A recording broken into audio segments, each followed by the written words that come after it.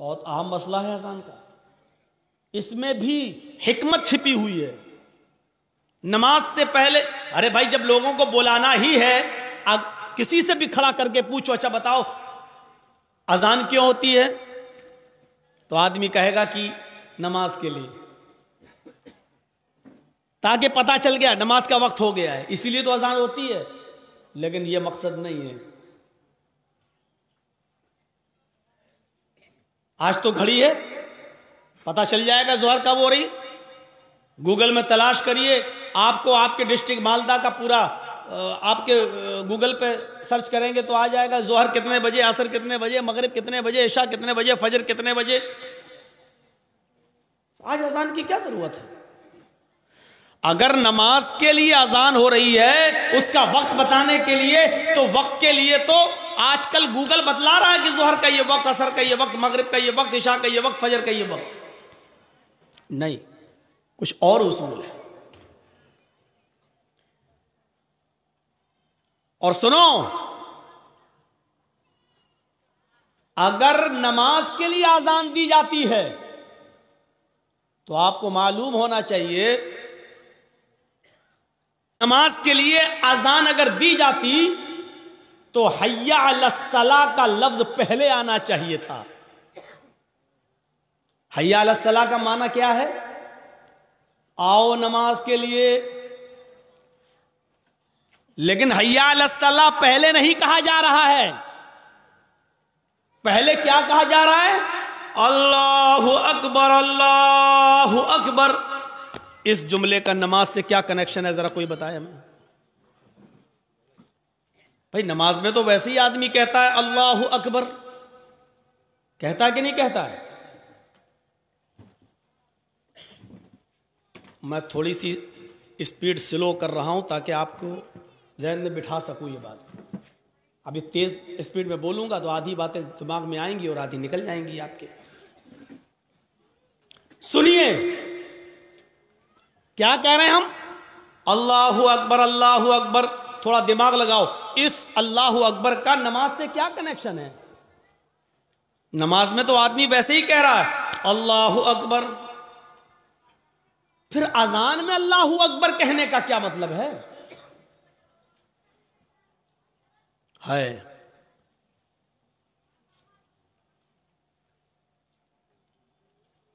اللہ اکبر، اللہ اکبر۔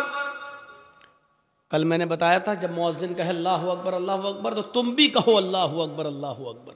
یہ مؤذن کے ساتھ ساتھ عوام کو، پبلک کو، رعایا کو، مسلمانوں کو یہ جملے اس لیے دہرانے کا حکم دیا گیا ہے کہ جس طرح مؤذن اللہ کو سب سے بڑا مان رہا ہے، تم بھی اللہ کو سب سے بڑا مانو۔ اب اللہ کو سب سے بڑا ماننے کا مطلب کیا ہے؟ اللہ اکبر، اللہ اکبر،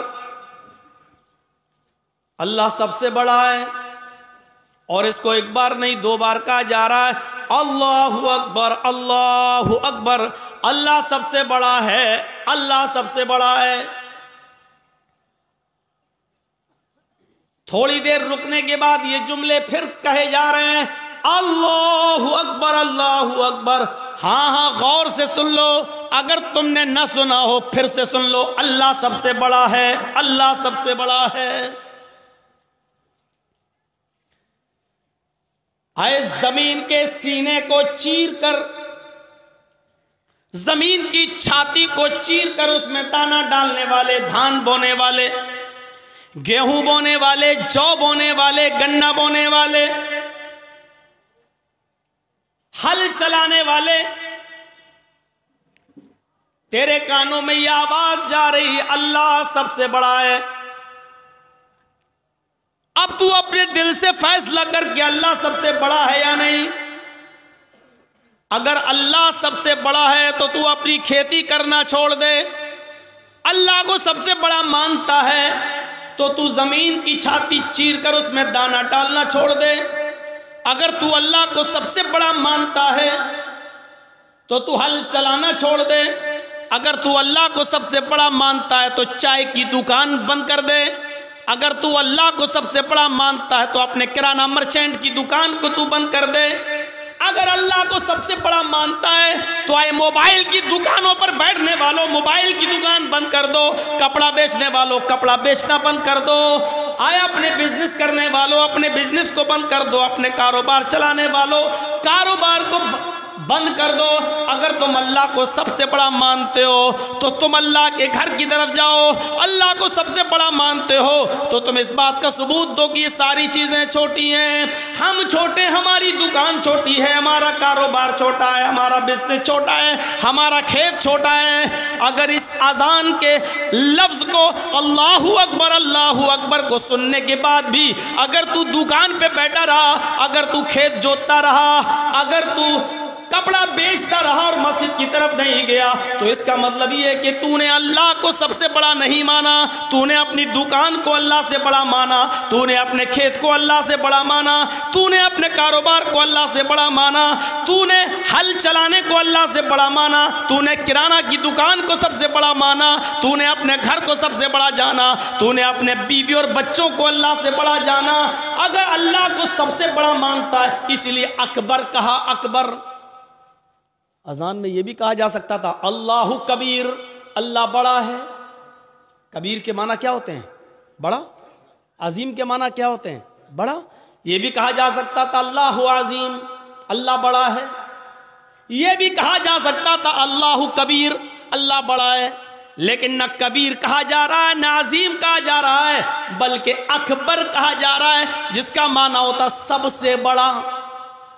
اللہ اکبر، اس کا معنی یہ ہوا کہ اللہ تمہاری دکانوں سے، تمہارے مکانوں سے، تمہارے کھیتوں سے، تمہارے بزنس سے، تمہارے آفسوں سے، تمہاری سرکاری نوکریوں سے سب سے بڑا ہے اللہ۔ مولانا صاحب جس آدمی کے یہاں کام کرتے ہیں وہ ہمیں چھٹی نہیں دیتا ہے مسجد میں نماز پڑھنے کے لیے، ہم گھر پہ آنے کے بعد پھر ہم صبح سے لے کے شام تک کی نمازیں اکٹھی پڑھ لیتے ہیں۔ سن لو، ہر وہ بزنس، ہر وہ سروس، ہر وہ نوکری اسلام کی نظر میں اور شریعت میں حرام ہے، جو آپ کو آپ کے نماز کے وقت میں آپ کو نماز پڑھنے سے روکتی ہے۔ اسلام کی نظر میں وہ نوکری حرام ہے، اسلام کی درشٹی میں وہ سروس حرام ہے، شریعت کی روشنی میں وہ گورنمنٹ کی جاب ہی کیوں نہ ہو وہ بھی حرام ہے۔ اگر کوئی سرکاری سروس یا پرائیویٹ جاب اگر آپ کو آپ کے اول وقت میں یا آپ کو نماز کے اوقات میں آپ کو نماز پڑھنے کی اجازت نہیں دی جا رہی ہے تو آپ کے لیے وہ سروس حرام ہے، وہ نوکری حرام ہے، وہ کاروبار حرام ہے جو آپ کو نماز کے وقت میں نماز پڑھنے سے روک رہا ہے، وہ کمائی بھی حرام ہے اور وہ بزنس بھی حرام ہے۔ اب مت پوچھنا مولانا صاحب فلاں جگہ نوکری کرنا جائز ہے کہ ناجائز، اس جملے میں سب آ گیا ہے۔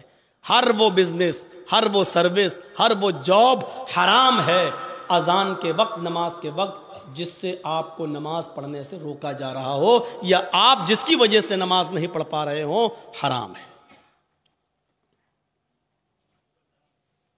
دکان پر زیادہ کسٹمر آئے، بھیڑ لگی ہے، لیکن اذان کی آواز آ رہی ہے تو آپ کو کسٹمر کو چھوڑنا پڑے گا اور نماز کے لیے جانا پڑے گا،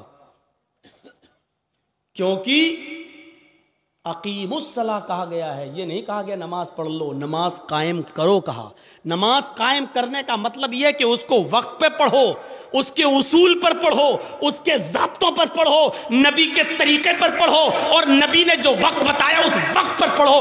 بعد میں تو پڑھ ہی لوگے، شام کو اکٹھی بھی پڑھ لوگے، نماز پڑھنے کا حکم نہیں دیا اللہ نے، نماز کو قائم کرنے کا حکم دیا ہے۔ اور نماز کا قائم کرنا یہ ہے کہ جیسی اذان ہوئی بند کرو دکان اور جاؤ نماز پڑھنے کے لیے، چاہے 20 کسٹمر ہی تمہاری دکان پر کیوں نہ ہو۔ یہ ہے نماز کا قائم کرنا۔ صاحب بہت بڑا نقصان ہو جائے گا، پھر تو آپ نے کاروبار کو بڑا سمجھ لیا، پھر تو آپ نے دکان کو بڑا سمجھ لیا، پھر آپ نے اللہ کو بڑا کہاں سمجھا؟ پھر آپ نے اللہ کو بڑا نہیں مانا۔ اب سمجھ میں آ رہا ہے اذان کیوں دلوائی جا رہی ہے؟ نماز کے لیے اذان۔ ابھی نہیں کہا گیا نماز پڑھنے آؤ، ابھی یہ کہا گیا نماز پڑھنے بعد میں آنا، پہلے یہ فیصلہ کرو کہ تم اللہ کو سب سے بڑا مانتے بھی ہو یا نہیں مانتے ہو۔ اذان کے وقت ہی پتا چل جاتا ہے کہ کون اللہ کو بڑا مان رہا ہے اور کون اللہ کو بڑا نہیں مان رہا ہے۔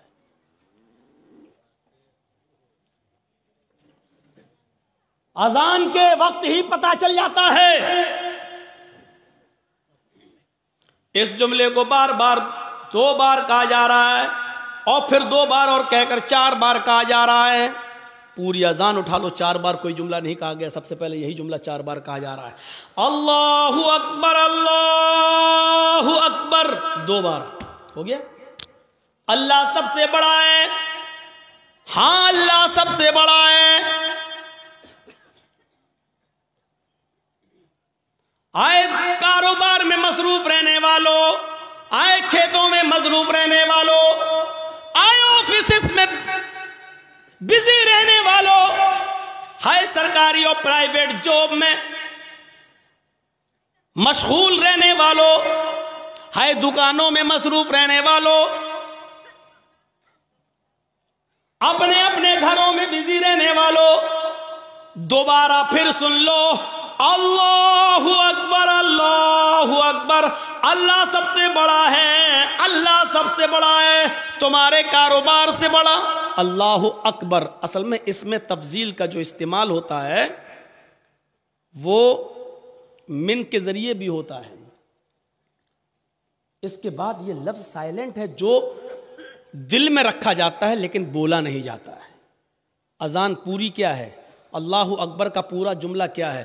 اللہ اکبر من کل شیء، یہ ہے۔ سمجھ میں آ رہا ہے نا؟ بہت سلو بول رہا ہوں، ابھی سپیڈ بڑھے گی میری، ابھی اتنا ذہن میں رکھیے۔ اذان کا صحیح جملہ کیا ہے؟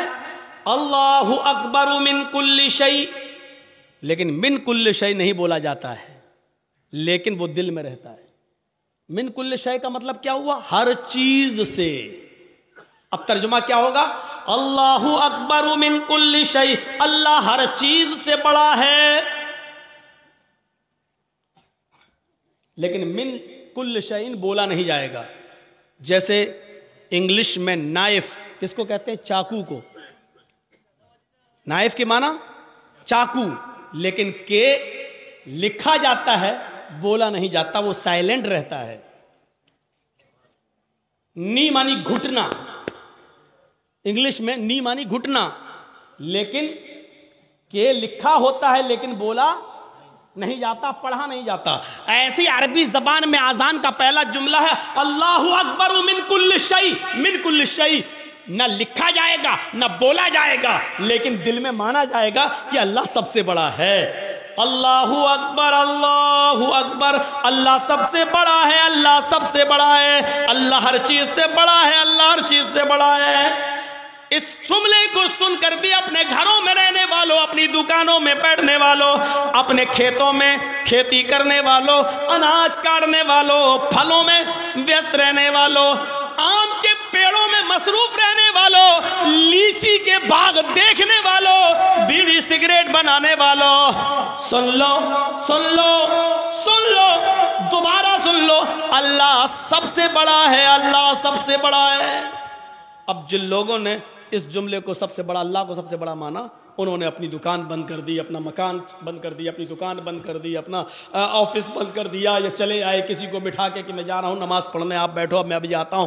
اب جو لوگ چلے اس کا مطلب یہ ہے کہ وہ اللہ کو سب سے بڑا مان لیے۔ پہلی چیز یاد رکھنا، انہوں نے اللہ کو بڑا مان لیا۔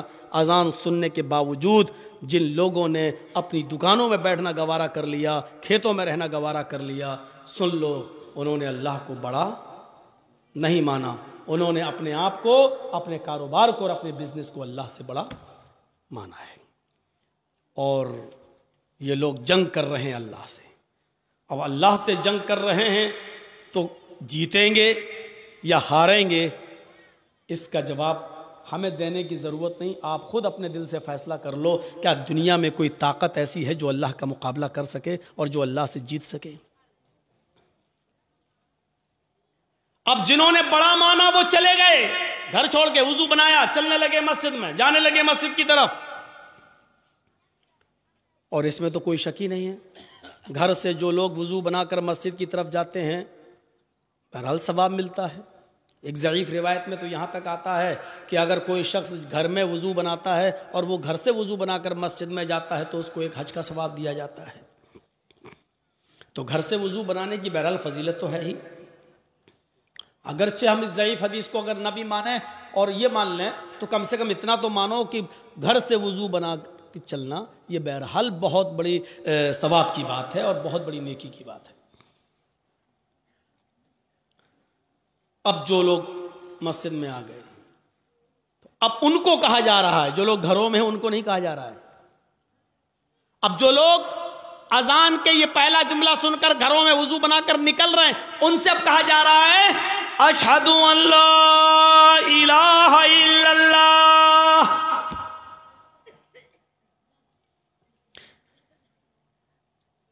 مسجد میں آنے سے پہلے اس بات کی گواہی دو، میں گواہی دیتا ہوں اس بات کی کہ اللہ کے علاوہ کوئی معبود نہیں۔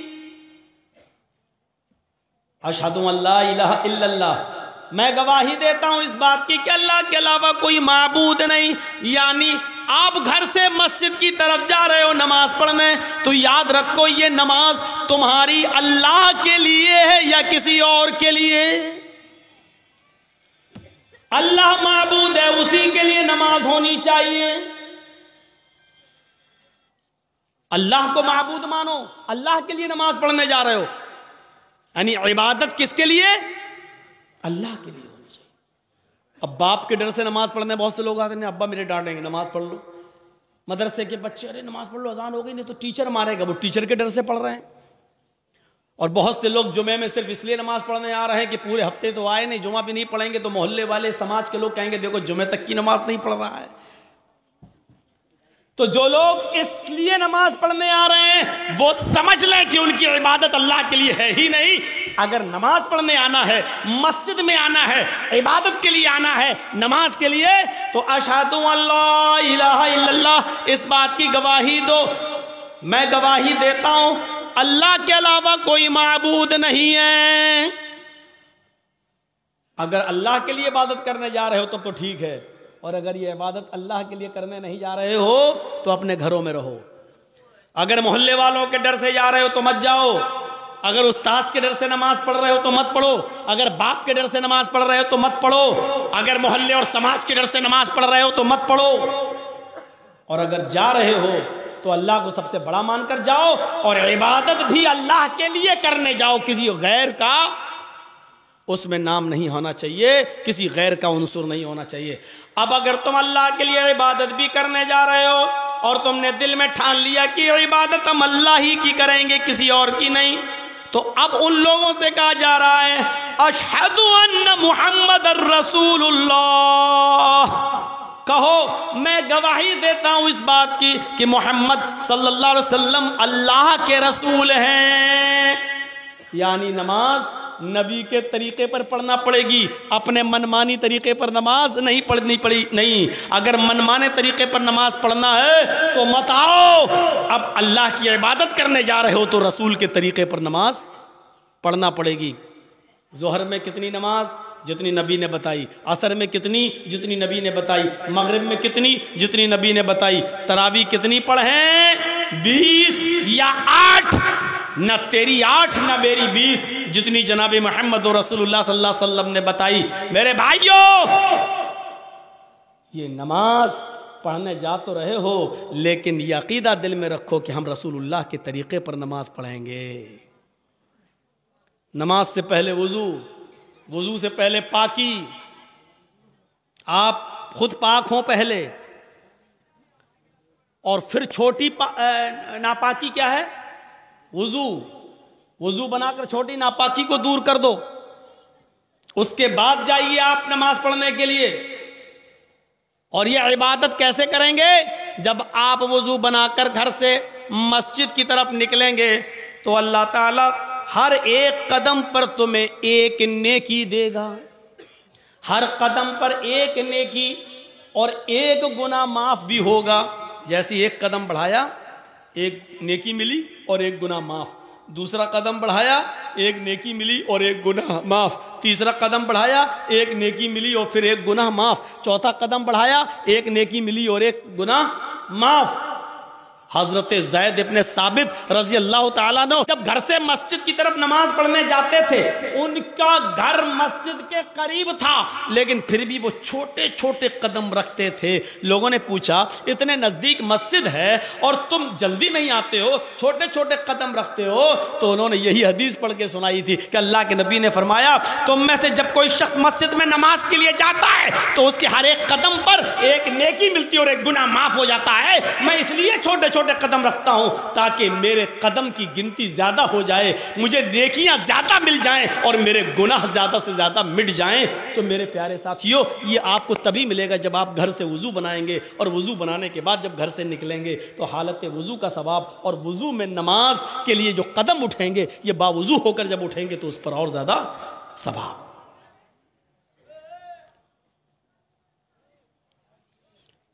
تو اللہ کو پہلے سب سے بڑا مانو۔ جنہوں نے اللہ کو سب سے بڑا مان کر اپنا کاروبار اپنا بزنس بند کر دیا وہ مسجد کی طرف جائیں۔ مسجد کی طرف جانے والوں اگر اللہ کے لیے عبادت کرنے جا رہے ہو تو ٹھیک، ورنہ مت جاؤ۔ اور اللہ کے لیے عبادت کرنے جانے والوں اگر یہ عبادت جناب محمد رسول اللہ کے طریقے پر کرنا ہے تو ٹھیک۔ اب یہ تین چیزیں بتانے کے بعد اب کہا جا رہا ہے سنو، یہ تین چیزیں اللہ کو سب سے بڑا مان لیا اور عبادت اللہ کے لیے کرنے جا رہے ہیں، اور یہ عبادت نبی کے طریقے پر کرنے کا ارادہ ہے، نبی کے طریقے پر، نبی نے جیسے بتایا ہے کرو، نبی کے طریقے پر، رسول کے طریقے پر، کچھ نہیں چلے گا تیرا۔ نبی نے ایک رکعت میں ایک رکوع کیا ایک ہی کرنا ہے، نبی نے ایک رکعت میں 2 سجدے کیے 2 ہی کرنا ہے، نبی نے ظہر میں 4 پڑھی اگر تو 6 پڑھے گا تو گناہگار ہوگا، نبی نے مغرب میں 3 پڑھی اگر تو 4 پڑھے گا تو گناہگار ہوگا، نبی نے فجر میں 2 پڑھی اگر تو 3 یا 4 پڑھے گا تو گناہگار ہوگا۔ نماز اتنی ہی پڑھنا ہے جتنی جناب محمد رسول اللہ نے بتائی ہے۔ تو میرے بھائیوں، اگر یہ طریقہ نبی کا مانتے ہو تو اب یہ 3 چیزیں جب تم نے مان لی تب کہا جا رہا ہے حی علی الصلاۃ، اب آؤ نماز کے لیے۔ دیکھا نماز کے لیے کب بلایا جا رہا ہے؟ پہلے یہ 3 باتیں جب بتا دی گئیں اور آپ کے دماغ میں ڈال دی گئیں۔ ایمانداری کے ساتھ بتائیے اذان کا یہ فلسفہ اور یہ مقصد آج سے پہلے آپ نے کس سے سنا تھا؟ ہمیں تو یہ معلوم تھا کہ نماز اذان ہو رہی چلو نماز پڑھنا ہے، نماز کے لیے اذان ہو رہی نہیں، نماز کے وقت کو بتانے کے لیے گھڑی کافی ہے، نماز کے وقت کو بتانے کے لیے آج کل ٹائم موبائل بتلا رہا ہے، نماز کا وقت بتانے کے لیے اذان نہیں ہے، اذان اللہ کو سب سے بڑا بتانے کے لیے اور عبادت اللہ کی بتانے کے لیے اور طریقہ جناب محمد رسول اللہ کا بتانے کے لیے یہ اذان دی جا رہی ہے۔ جب یہ 3 چیزیں آپ نے ایکسپٹ کر لی، قبول کر لی، تب کہا جا رہا حی علی الصلاۃ، آؤ نماز کے لیے۔ اب یہ نماز تمہیں بھلائی پر پہنچائے گی، یہ نماز تمہارے لیے بھلائی کا راستہ کھولے گی، اس لیے کیا کہا جا رہا ہے حی علی الفلاح، آؤ ایسی نماز پڑھ کر بھلائی پر، بھلائی کے لیے آؤ، بھلائی کے حی علی الفلاح، آؤ کامیابی کی طرف، آؤ بھلائی کی طرف۔ یعنی جب اللہ کی عبادت کرو گے اور رسول کے طریقے پر کرو گے تو یہ نماز تمہارے لیے بھلائی کا راستہ ہے، یہ نجات کا ذریعہ ہے، یہ نجات کا ذریعہ۔ اور اگر اللہ کے لیے نہیں ہے اور رسول کے طریقے پر نہیں ہے تو یہ نماز بھی نہیں ہے اور بھلائی بھی نہیں، بھلائی بھی نہیں۔